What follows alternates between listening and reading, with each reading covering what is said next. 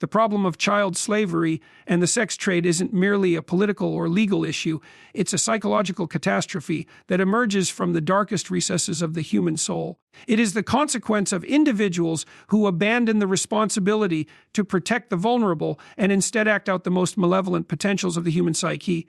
This issue spans across borders, cultures, and economies. The fact that this exploitation thrives in both impoverished and developed nations reveals a systemic moral collapse. If we refuse to acknowledge the existence and scale of such evils, we become complicit through our silence and our ignorance. From a psychological perspective, the commodification of children in the sex trade represents the most profound perversion of the human capacity to relate, nurture, and protect. The perpetrators are not simply criminals, they are manifestations of archetypal chaos where empathy has been corrupted by dominance and impulse. When society fails to integrate the shadow, that is, when we fail to face the reality of evil, we allow it to grow unchecked. Child slavery is not just sustained by criminals, it is made possible by societal denial, bureaucratic inefficiency, and the abandonment of individual ethical responsibility. There is also a cultural blindness that enables this problem. We live in an era that often idolizes freedom without responsibility, pleasure without boundaries, and consumption without consequence. The sexualization of children in media, the casual treatment of pornography, and the growing normalization of moral relativism all feed into a collective unconscious that becomes fertile ground for these atrocities.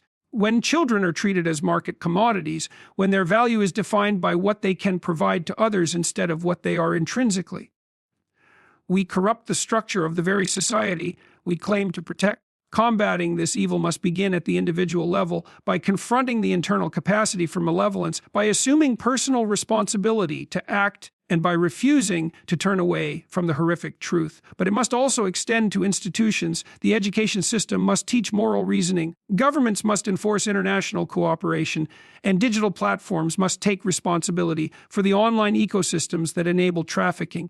This is not merely a political challenge, it is a war of values, a moral battle for the soul of humanity. We must decide individually and collectively if we are willing to confront the abyss for the sake of the innocent.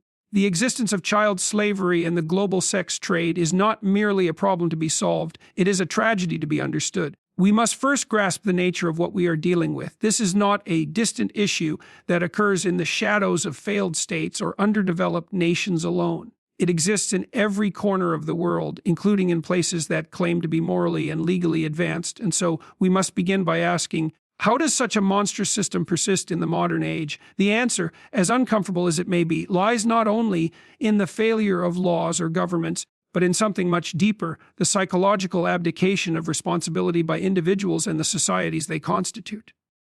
Evil, as we have learned from history, thrives not only because of the actions of wicked people, but because of the inaction of everyone else. The global trade in children, for slavery, for sexual exploitation, is not hidden in some underworld beyond comprehension.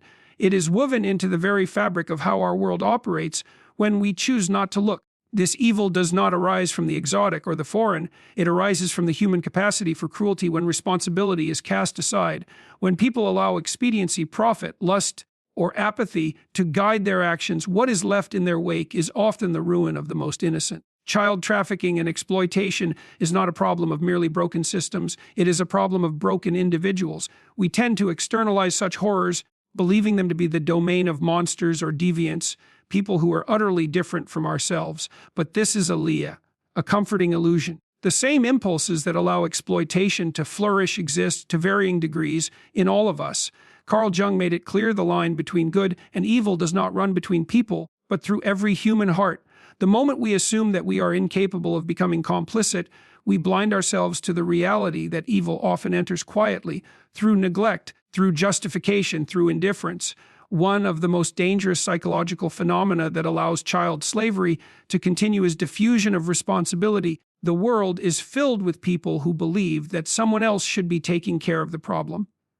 It's the government's job, it's the police's job, it's the NGO's job. But that belief system produces a vacuum of action. Bureaucracies are not moral agents, they are mechanisms. If individuals within them fail to act courageously, the mechanism becomes nothing more than a shield behind which cowardice hides. Moral action requires personal engagement. When no one claims responsibility, evil moves forward. unchallenged. The reality of the global child sex trade should horrify us into wakefulness.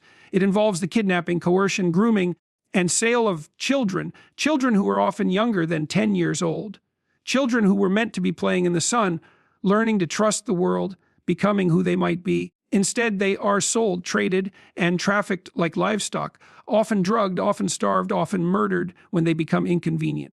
And the most appalling fact is that demand fuels it. There are people, many, many people, who actively seek out the degradation of children.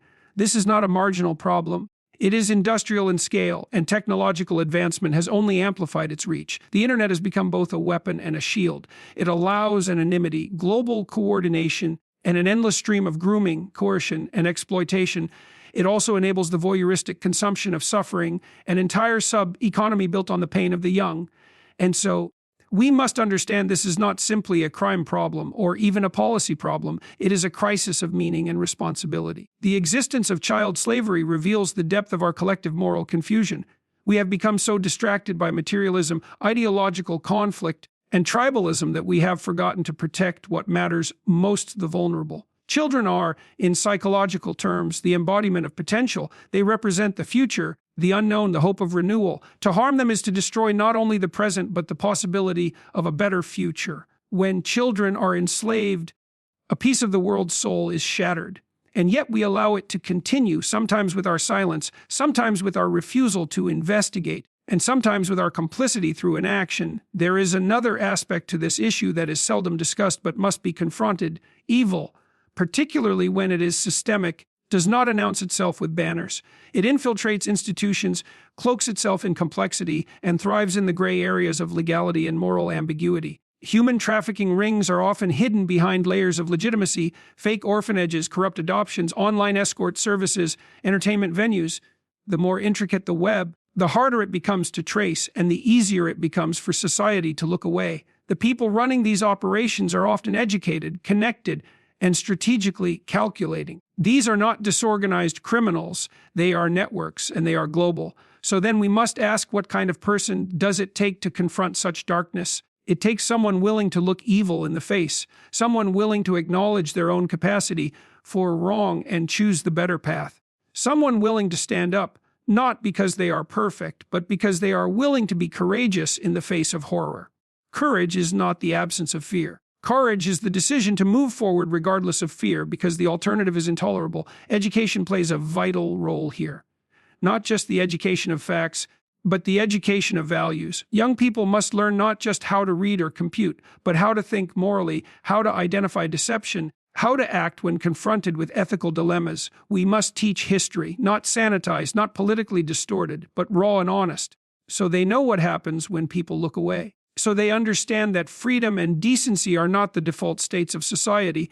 They are fought for and maintained through sacrifice. The fight against child slavery is not about becoming heroes. It is about becoming fully human. It is about reclaiming the responsibility to protect those who cannot protect themselves. The responsibility to act even when it's inconvenient, even when it's dangerous, even when it demands something of us. Because if we don't, then who will? And if we let this continue, knowing what we know, what does that make us? The first step, then, is not to act in blind rage or self-righteousness. The first step is to look within, to recognize the potential for both good and evil that resides in all of us. Then, choose to bear the burden of moral responsibility. Choose to see, choose to speak, choose to act. Because the world will not become better by accident, and the innocent cannot wait. From a psychological standpoint, the trafficking of children for slavery and sexual exploitation is the ultimate corruption of the human capacity to relate and care. Human beings are wired to protect the vulnerable, especially children. This drive is biological, spiritual, archetypal. It is not merely cultural, it is evolutionary. We are, after all, creatures who invest decades into nurturing our young. Children are not independent agents at birth. They rely entirely on the care, discipline, and protection of adults. And so when a society tolerates or ignores the systematic abuse of its children, it is turning away from one of the most foundational responsibilities embedded in our very biology and consciousness. The predators who exploit children are not simply engaged in criminal activity, they are enacting something far more insidious. They represent a collapse of the human potential toward virtue and the triumph of the darker aspects of the psyche. the chaotic, the predatory, the narcissistic. From the perspective of Jungian psychology, they are the shadow fully unleashed. And the shadow, when left unexamined and unregulated, seeks domination and pleasure at the expense of the other. In the worst cases, the other becomes an object, a thing, a mere instrument for gratification. The child, who should be seen as a sacred being full of promise, becomes a commodity stripped of identity, autonomy, and humanity. And here is a horrifying truth. This is not merely the work of deranged outcasts. These are often people with jobs, with families, with reputations. They are not always easily recognizable. Evil rarely is. In fact, it is often polite, articulate, and rational. The most dangerous individuals are not those who foam at the mouth with rage. They are those who can calmly justify their actions with ideology, with economics, or with cold utilitarian logic. That's why education, especially moral and psychological education, is so essential. If we don't learn to recognize how people justify the unjustifiable, how malevolence can dress itself in sophistication, we are doomed to fall for appearances. In psychoanalytic terms, the child is a projection of our own potential for renewal. It is why cultures across the world recognize the sacredness of childhood. The child is not just the future. It is also the symbol of who we once were, of what we might become again, of innocence, of openness, of growth. To abuse that symbol, to exploit it, is to desecrate something universal and eternal. It is to spit in the face of hope itself. Now, when society fails to recognize or confront this, when systems look the other way, or when the public chooses to remain comfortably ignorant, they are not merely avoiding unpleasant facts, they are participating in a collective psychological repression. The truth is too painful, too destabilizing, and so it gets buried. But repressed material doesn't go away, it festers. And the more we avoid confronting the darkness, the more it spreads. This is the psychological mechanism of the shadow. When you refuse to face what you're capable of, when you deny that evil exists in the world and within yourself, it gains strength. And then, before you know it, you are living in a society that traffics in children and pretends it doesn't know. Think of what this does to the collective psyche. It erodes trust. It creates layers of cynicism. It divides people into factions of either hysterical reaction or apathetic dismissal.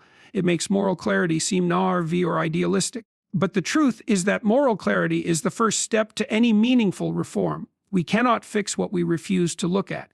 And we cannot look at something this horrific without courage, without moral fortitude, without accepting that human beings are capable of monstrous things when left unchecked. It's also essential to understand that trafficking and child slavery do not exist in a vacuum. They flourish in environments where disconnection reigns.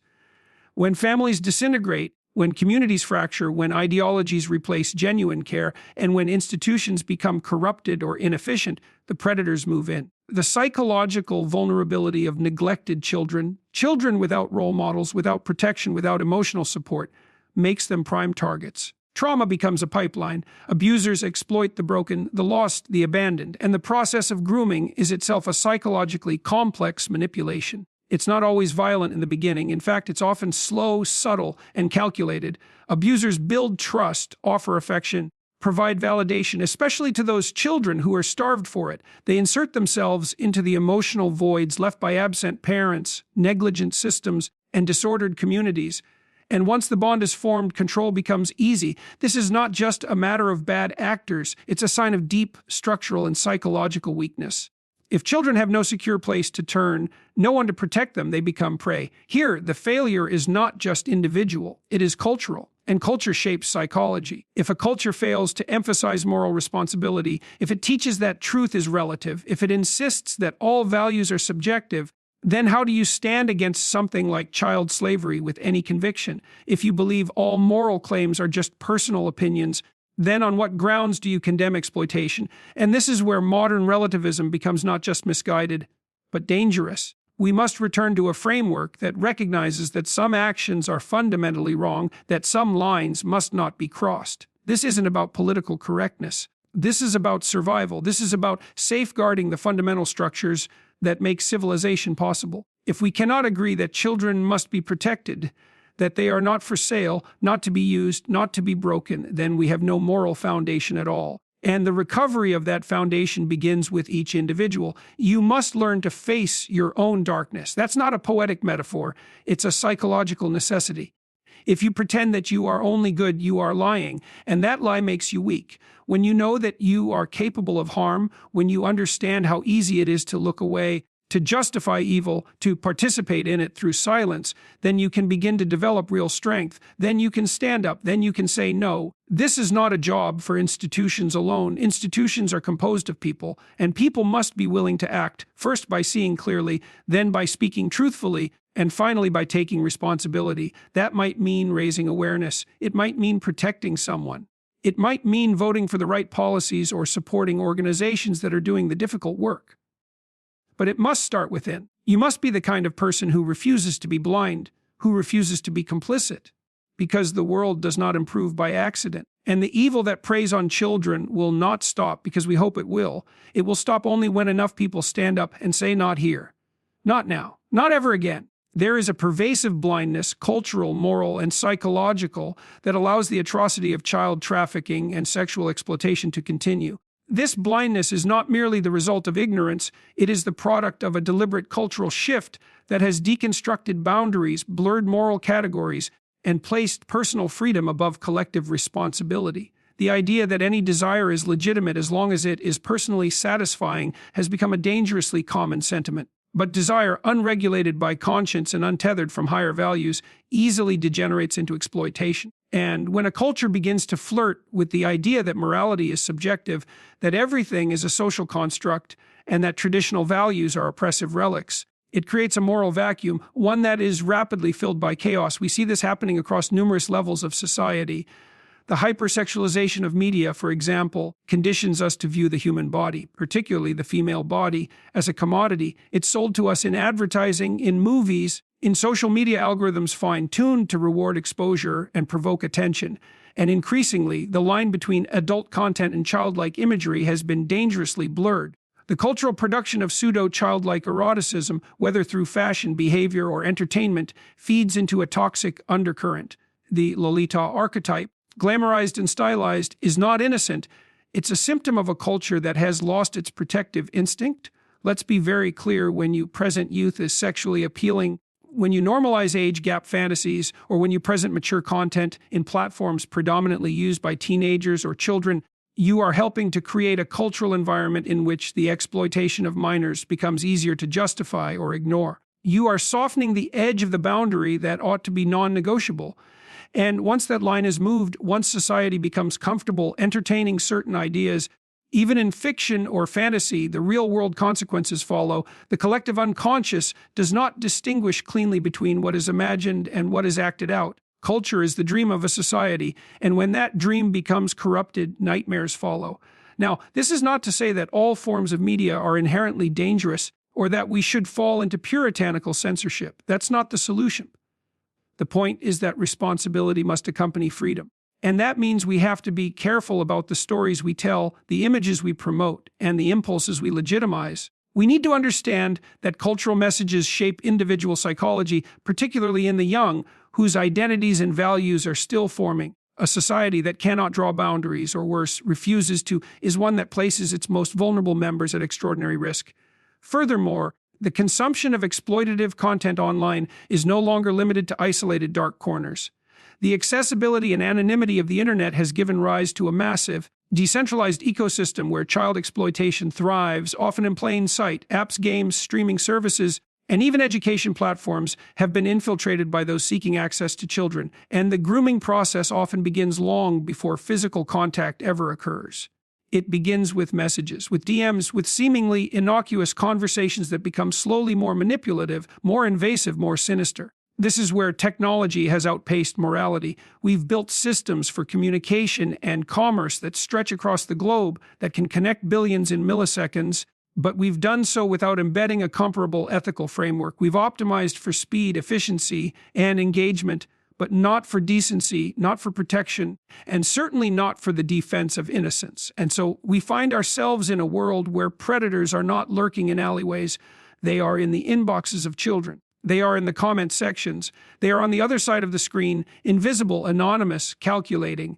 And here is another bitter truth. Much of the infrastructure that enables trafficking is not underground. It's not always secret. It's tolerated.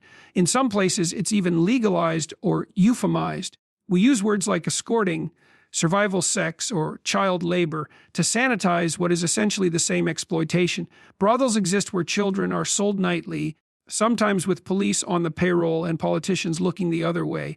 International supply chains, those that bring us our clothes, our gadgets, even our food, are often built on the backs of enslaved children. And yet we scroll, we buy, we consume, and we rarely ask, where did this come from? Or who suffered for this to exist? That's the blindness, not the absence of knowledge, but the refusal to know, the willful avoidance of uncomfortable truth. We do not want to confront the possibility that our convenience, our comfort, and even our entertainment might be built on invisible suffering, because to know would demand action, and action demands sacrifice. It requires giving up naivety, reordering priorities, and taking a moral stand that could cost us something: time, money, status, peace of mind. But the cost of doing nothing is greater. The child who is trafficked, violated, broken, that child pays the price of our apathy. And the more we normalize a culture of self-indulgence, of entitlement, of detached amusement, the more we contribute to the structures that enable that harm. What begins as moral laziness becomes structural evil. Now, what is the antidote? It begins with responsibility. The individual must start by looking inward at what they support, what they ignore, what they tolerate. This isn't about guilt for things you didn't directly do. It's about awareness of the systems you participate in and the values you reinforce. If you're a parent, it's about educating your children, not just about stranger danger, but about boundaries, consent, digital awareness, and the importance of personal dignity. If you're an educator, it's about integrating moral reasoning into the curriculum, not as dogma, but as a framework for understanding ethical action. If you're a consumer, it's about doing the hard work of tracing your choices, what you buy, what you watch, what you share. We also need to rebuild a culture that honors maturity, not in the sense of age, but in the sense of wisdom and restraint. A culture that does not glamorize youth as an object of lust, but protects it as a sacred phase of life. That means holding media, corporations, and institutions accountable, not just legally, but socially. It means calling out what is exploitative, even when it's disguised as trendy or artistic. It means creating a collective expectation that children are not marketing tools, not content, not symbols for adult fantasies. They are people, developing beings, and they deserve a world that safeguards their humanity. In the end, what we tolerate reflects what we value, and what we ignore reveals what we fear. If we're afraid to speak out against the exploitation of children because it makes us uncomfortable, because it challenges our ideologies, or because it might cost us socially or economically, then we have chosen cowardice over virtue. And we cannot afford that, not now, not ever.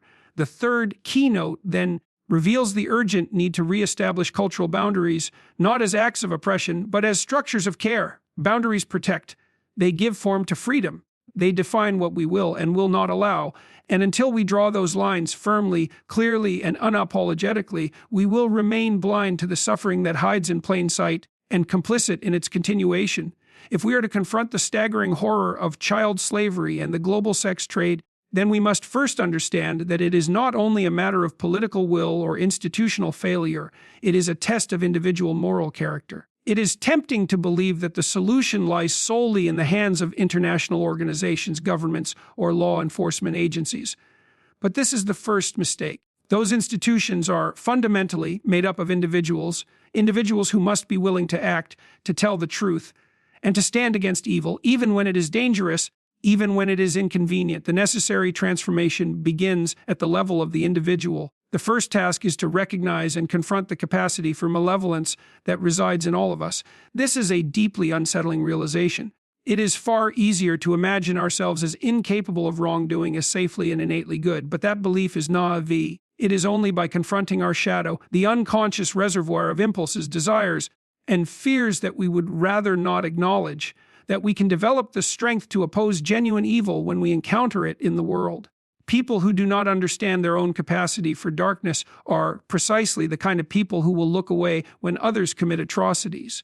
To fight against the exploitation of children, we must first cultivate moral courage within ourselves. This is not an abstract virtue. It is the capacity to stand up, to speak out, and to act, even when doing so is costly. It means refusing to turn away when we are confronted with uncomfortable truths. It means acknowledging that we live in a world where the innocent are brutalized and where those responsible often walk free, not because the world is devoid of law, but because too few people are willing to enforce moral boundaries with seriousness and resolve. But personal integrity is not enough. It must scale. Families, as the fundamental units of civilization, bear an immense responsibility. Parents must not only protect their children physically, they must also prepare them psychologically. They must educate them about the realities of the world, about boundaries, about trust, about manipulation. This education must be grounded in strength and honesty, not in fear, not in paranoia, but in the kind of wisdom that emerges from experience and observation. Over-sheltering children leaves them naive. Over-exposing them destroys their innocence. The balance must be struck precisely, carefully. Schools, too, must return to the task of moral education, not as propaganda, but as preparation. Children must learn not only what is true, but why it matters. They must be taught to reason ethically, to recognize deception, and to value truth above comfort. The modern classroom often avoids these questions, favoring neutrality or worse, ideological indoctrination that disorients rather than clarifies. But you cannot teach young people to navigate a dangerous world by pretending the world is safe. They must be fortified psychologically and intellectually to stand for something before they're tempted to fall for anything. And then there are the institutions, governments, tech companies, law enforcement agencies, and media organizations. These entities must be held to account. They must be compelled through social pressure and policy to prioritize the defense of the vulnerable. International cooperation is essential. Child trafficking is not local, it is global. Networks of exploitation operate across borders with remarkable sophistication. If we fail to respond with equal coordination, we lose. Nations must be willing to share intelligence, streamline extradition processes, and prosecute crimes against children with the full weight of the law. Anything less is a betrayal of moral duty. Tech companies, in particular, must face the reality of their platforms. The internet has become a double-edged sword. It democratizes information and connects the world, yes, but it also serves as the primary vehicle for grooming, abuse, and the distribution of illegal content. These corporations cannot hide behind the pretense of neutrality. Algorithms are not morally neutral. Design is not ethically blind. If your platform can be used to exploit a child and you do nothing to prevent it, then you are complicit. These are not technical glitches, they are failures of will, and they must be addressed not with apologies, but with action. But it is not enough to remove the cancer, we must build health in its place. A society that does not provide meaning will become addicted to pleasure. And addiction, in its extreme, is at the root of exploitation, because the predator is often a person who has failed to regulate his own suffering. He becomes consumed by it, possessed by desire, and ultimately willing to destroy others to momentarily silence the chaos within himself. So if we are to build a world where fewer people become monsters, we must offer them a path to redemption before they fall too far. This means building communities, institutions, and families that offer real connection, real meaning. People must feel that their lives matter, that their actions have consequences, and that there is something higher to strive for than their own gratification. We must raise a generation of men, in particular, who do not confuse power with dominance, who understand that strength is the capacity to protect, not the license to exploit. And that means fathers must be present, masculinity must be rehabilitated, not as toxic, but as noble. Boys must be taught to be dangerous and disciplined, to be strong and ethical, to tell the truth, to take responsibility, and to stand for something larger than themselves. The fight against child slavery and the sex trade is ultimately a moral war. It is a war for the soul of humanity. And like all such wars, it cannot be won solely with laws or force or money. It must be won with courage, with truth, and with the persistent, difficult, relentless commitment to do what is right, even when no one is watching. That starts with you, with the decision to no longer look away, with the refusal to be a bystander, with the choice to carry the burden of knowledge and the responsibility that comes with it. You might say, but what can I do? I'm just one person. Well, history is full of examples of what one person can do. One person who tells the truth can change a family. One person who acts courageously can change a community. One person who refuses to remain silent can challenge a system. And if enough individuals choose to rise, if enough people decide to become responsible, competent, and morally aware, then the institutions will change, the culture will shift, and the predators will find themselves outnumbered, outsmarted, and exposed. And so the work begins with the decision to face the abyss, to name evil for what it is, to strengthen your soul and sharpen your mind, to build a world where children can grow without fear, without exploitation, and with the full dignity they deserve, because nothing less will do. So now we've looked directly into the heart of darkness, the industrial scale exploitation of children, the systems that enable it, the psychology that justifies it, and the cultural blindness that permits it to thrive. We've peeled back the layers and seen that this horror is not some isolated anomaly. It is deeply embedded in the fabric of broken families, corrupted institutions, and a culture that has forgotten how to draw the line between freedom and moral chaos. It is not just out there. It is in here, in our societies, our screens, our systems, and perhaps even in the parts of ourselves we dare not examine too closely. But what do we do now? Where do we go from here? We begin, as we must, with truth. We tell the truth about what is happening, not as a weapon to induce despair, but as a sword to cut through delusion, because you cannot fix what you refuse to see. You cannot heal what you won't name. And evil, real evil, grows best in the shadows of silence. So you must speak, you must name it. Then you take responsibility, you do what you can, however small, however imperfect. You raise your children with discipline and love. You strengthen your communities. You support the organizations on the front lines. You vote with your values. You call out lies when you hear them. You say no when others are silent. You refuse to be another passive participant in the machinery of indifference.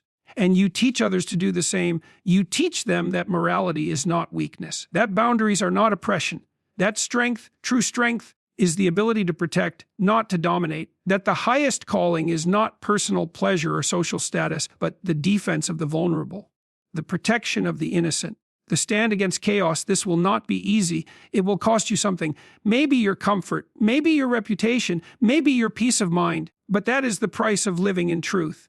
And that is the weight of responsibility, the noble burden that gives life its meaning. So let us be the kind of people who refuse to look away. Let us be the ones who confront the abyss without falling into it. Let us be the adults that broken children needed before the damage was done. And let us build slowly, steadily a world where no child is for sale, where no child is exploited, where no child is broken for someone else's pleasure. Because if not us, then who? And if not now, then when?